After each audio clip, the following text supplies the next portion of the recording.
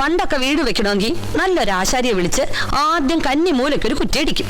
എന്നിട്ട് എത്ര കോലാന്ന് വെച്ചാൽ അളന്ന് കണക്കാക്കി അവിടെ ചതുരത്തിലൊരു കയറ് കെട്ടും. അതിനകത്താ തറപ്പണി. പണ്ടൊക്കെ എല്ലാ വീടുകളുടെയും ക്ഷേത്രങ്ങളുടെയും മറ്റിതര ദേവാലയങ്ങളുടെയും മറ്റ് നിർമ്മാണ പ്രവർത്തനങ്ങളുടെയും എല്ലാം തന്നെ സ്ഥാനം കണ്ട് തച്ചുശാസ്ത്ര വിധി പ്രകാരം അളവുകളും കണക്കുകളും കൃത്യമാക്കി കുറ്റിയടിച്ചിരുന്നത് നാട്ടിലെ വാസ്തുവാചാര്യന്മാരും മൂത്താശാരിമാരുമായിരുന്നു. അന്നൊന്നും തന്നെ ഗ്രഹദോഷങ്ങളോ അവയ്ക്കുള്ള പരിഹാര കർമ്മങ്ങളോ ആവശ്യമില്ലായിരുന്നു. 8 ദിക്കുകളിൽ വിതുക്കുകളെ ഒഴിവാക്കിക്കൊണ്ട് 4 ദിക്കുകൾക്ക് പ്രാധാന്യം കൊടുത്തുകൊണ്ട് പ്രകാശത്തിന്റെയും വായുവിന്റെയും സഞ്ചാര ക്രമീകരണങ്ങളിലൂടെ പ്രകൃതിക്കും കാലാവസ്ഥയ്ക്കും യോജിക്കുന്ന നിർമ്മാണ പ്രവർത്തനങ്ങൾക്ക് കൃത്യത വരുത്തുന്ന ശാസ്ത്രമാണ് തച്ചുശാസ്ത്രം എന്ന് പറയുന്നത്. മാനപ്രമാണം സംയുക്തം ശാലിത്തത്ര വിയോജയാതായുരാരോഗ്യ സൗഭാഗ്യം ലഭതേന സംശയ.